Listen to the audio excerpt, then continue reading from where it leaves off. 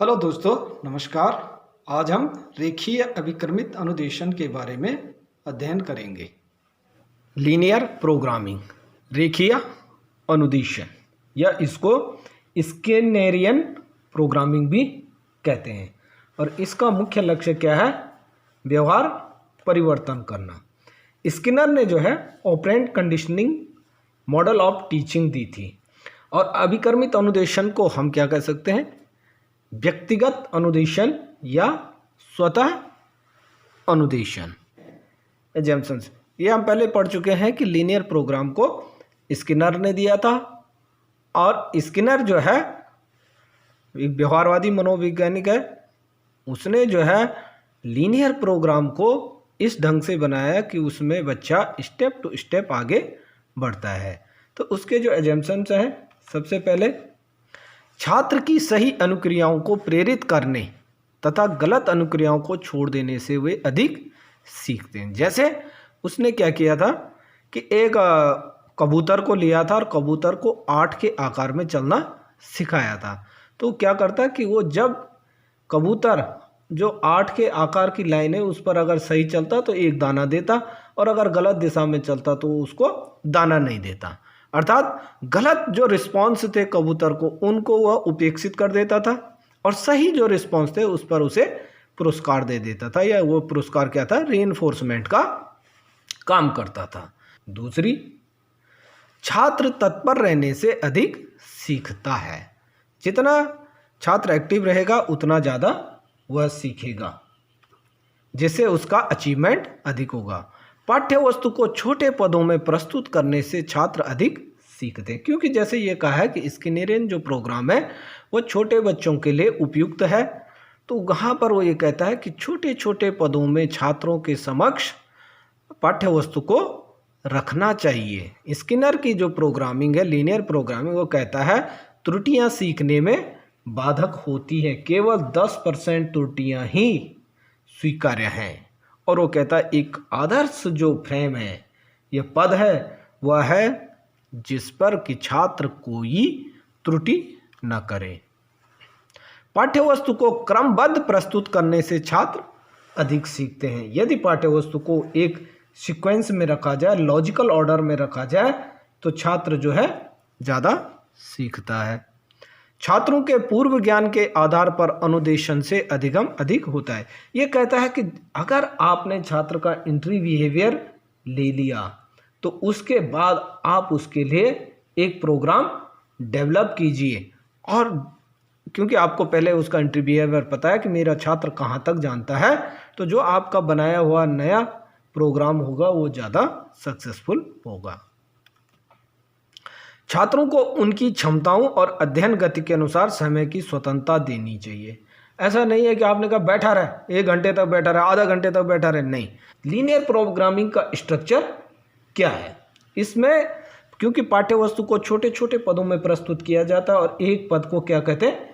Frame कहते हैं। और इसमें जो पद पर छात्र रिस्पॉन्स देता है, वह रिस्पॉन्स जो है उसके टर्मिनल बिहेवियर को दिखाता है कि अंतिम व्यवहार क्या रहा है। तो इसमें जो प्रत्येक पद है उसके 3 भाग होते हैं। पहला उद्दीपन, स्टिमुलस। स्टिमुलस जो पाठ्यवस्तु के रूप में प्रस्तुत किया जाता है, और ये जो है इंडिपेंडेंट वेरिएबल होता है, स्वतंत्र चर होता है जिस पर कि रिस्पॉन्स देना होता है। इसमें जो है प्रॉम्प्टिंग का प्रयोग किया जाता है। प्रॉम्प्टिंग मीन्स एक क्लू देना, एक हिंट देना। तो यहाँ जो है, जैसे आप देखते होंगे कि रामलीलाओं में, जो गाँव में रामलीला होती है, तो पीछे से जो है एक आगे पात्र खेल रहा होता है और पीछे से कोई हिंट दे रहा होता है कि अब यहाँ पर ये बोलना है। तो ऐसे ही जो है इसमें हिंट दी जाती है जिससे छात्र को रिस्पॉन्स देने में सहायता मिलती है। दूसरा है अनुक्रिया। एक पद के 3 भाग हैं, उद्दीपन, अनुक्रिया। अनुक्रिया क्या है? जो स्टिमुलस प्रस्तुत किया गया है उसके प्रति रिस्पॉन्स देना। इसमें 3 विशेषताएं होती हैं रिस्पॉन्स की। एक, अनुक्रिया से छात्र को नया ज्ञान प्राप्त होता है। अनुक्रिया का संबंध टर्मिनल बिहेवियर से होता है, और अनुक्रिया की पुष्टि छात्र को पुनर्बलन प्रदान करती है। अब इसमें कैसी अनुक्रियाएं दी जाती हैं? स्किनर के प्रोग्रामिंग में एक कंस्ट्रक्ट रिस्पॉन्स होता है कि छात्र को जो है एक रिक्त स्थान दिया जाता है और उसमें उसको रिस्पॉन्स भरना होता है। तीसरा, पुनर्वलन। अगर छात्र की रिस्पॉन्स सही है तो उसे उस रिस्पॉन्स के कारण छात्र को रीइंफोर्समेंट मिलता है। तो लीनियर प्रोग्रामिंग का जो मुख्य लक्ष्य है वह भी क्या है? व्यवहार परिवर्तन करना, और इसमें जो है SR के रूप में पदों को रखा जाता है। रेखीय अनुदेशन का जो पद है वो मैं आपको बताता हूँ कैसा होता है। इसमें जो है पद ऐसे रखे जाते हैं कि जो पहला पद होगा वो पहले पद पर जो रिस्पॉन्स दिया है वही रिस्पॉन्स दूसरे पद के लिए उद्दीपन का काम करेगा। ये देखिए, पहला पद S1, दूसरा R1, उस पर रिस्पॉन्स दे। अब ये जो R1 होगा यही जो है दूसरा पद बनेगा और उस पर रिस्पॉन्स दिया जाएगा। इसको हम ऐसे एक एग्जाम्पल से समझ सकते हैं। हमने कहा कि भारत की राजधानी कहाँ है? दिल्ली। दिल्ली किस नदी के तट पर स्थित है? देखो, भारत की राजधानी कहाँ है? दिल्ली। पहला रिस्पॉन्स मिला। अब दूसरा रिस्पॉन्स, दिल्ली किस नदी के तट पर है? कहा यमुना।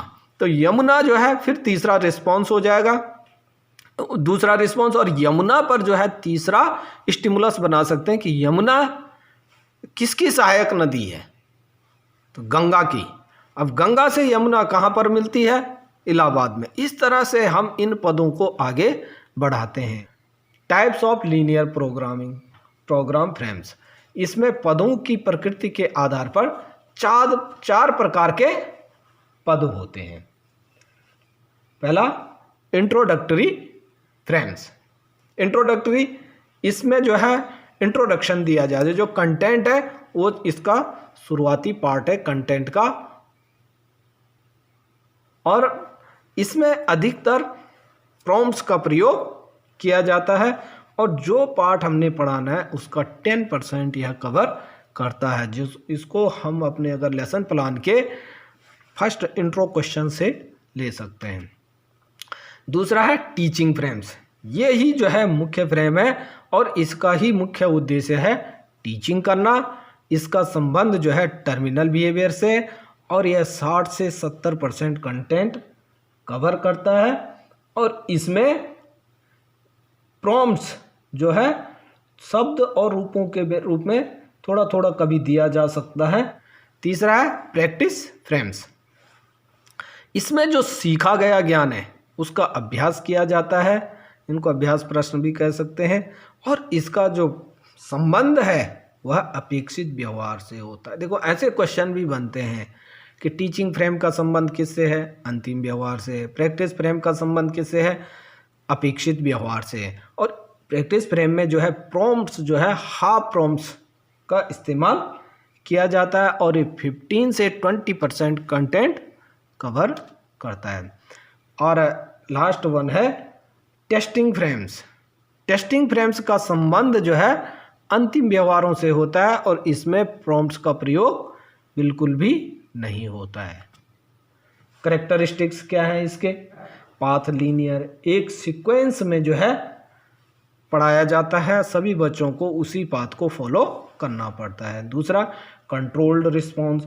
रिस्पॉन्स जो है प्रोग्रामर के द्वारा कंट्रोल्ड किए जाते हैं, न कि लर्नर के द्वारा। तीसरा, एम्फेसिस ऑन रिस्पॉन्स। इसमें मुख्य जोर जो है रिस्पॉन्स पर दिया जाता है और विषय वस्तु उस रिस्पॉन्स को निकालने का माध्यम होती है। Use of prompting. इसमें प्रॉम्प्टिंग का प्रयोग किया जाता है जिसे हिंट कहते हैं और इसके कारण त्रुटियां कम होती हैं। Frame size is very small. इसमें फ्रेम का साइज बहुत छोटा होता है, 1-2 वाक्य का भी फ्रेम हो सकता है। Next, self facing. छात्र अपनी गति से पढ़ता है क्योंकि उसको एक सेम पाथ फॉलो करना पड़ता है। Next, immediate feedback. फीडबैक तुरंत दिया जाता है, तुरंत जो है उसने पढ़ा और उसी के साथ उसका आंसर उसे मिल जाता है। बहुत ही सिंपल होता है, छोटे बच्चे भी इसे प्रयोग कर सकते हैं और क्लास फर्स्ट के लिए भी हम इसे बना सकते हैं। शिक्षक की उपस्थिति अनिवार्य नहीं है। लीनियर प्रोग्रामिंग का मुख्य लाभ क्या है? इसमें क्या है? त्रुटियों की संभावना कम रहती है, छात्र की योग्यता अनुसार प्रोग्राम बनाया जाता है, इसमें स्टेप बाय स्टेप पढ़ाया जाता है और किसी भी स्तर के बच्चों को हम इससे पढ़ा सकते हैं। छात्र पूरी तरह सक्रिय रहते हैं, शिक्षक की अनुपस्थिति में भी छात्र पढ़ सकता है, छात्र अपना मूल्यांकन स्वयं कर सकता है, गणित और विज्ञान में इसका उपयोग अधिक कर सकते हैं। इससे छात्रों की निष्पत्ति स्तर ऊंचा होता है, अचीवमेंट लेवल अधिक होता है और समय भी कम लगता है। सेल्फ इंस्ट्रक्शन के कारण अनुशासन स्थापना में सहायक है। लीनियर प्रोग्रामिंग की कमियां क्या है? छात्रों को एक ही क्रम का अनुसरण करना पड़ता है। अब जो ज़्यादा प्रतिभाशाली बच्चे हैं वो इसमें ऊब जाते हैं, तो छात्रों की आवश्यकताओं का ध्यान नहीं रखा जाता। इसमें ज्ञानात्मक पक्ष के केवल निम्न उद्देश्यों की प्राप्ति की जा सकती है, उच्च उद्देश्यों के लिए यह उपयुक्त नहीं है। इसका प्रयोग केवल व्याख्यात्मक पाठ्य वस्तु के लिए किया जा सकता है, तथ्यात्मक के लिए यह उपयुक्त नहीं है। छात्रों की अनुक्रिया के लिए स्वतंत्रता नहीं होती, क्योंकि प्रोग्रामर ने रिस्पॉन्सेस निर्धारित कर रखे। इसका निर्माण करना बहुत कठिन है, इसके लिए स्किल्ड प्रोग्रामर होना चाहिए। प्रतिभाशाली छात्र इसमें रुचि नहीं लेते हैं, क्योंकि वह उनकी आवश्यकताओं को ध्यान में नहीं रखता। इससे रिमेडियल टीचिंग में प्रयोग नहीं कर सकते हैं, उपचारात्मक शिक्षण इसे नहीं दे सकते।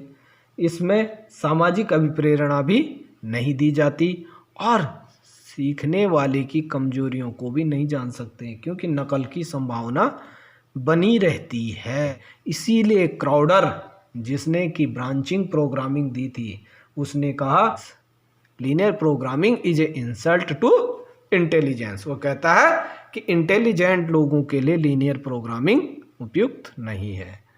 आज के लिए इतना ही। नेक्स्ट वीडियो में हम शाखीय अनुदेशन या ब्रांचिंग प्रोग्रामिंग के बारे में पढ़ेंगे। तब तक के लिए चैनल को सब्सक्राइब कीजिए, दोस्तों के साथ शेयर भी करते रहे। धन्यवाद।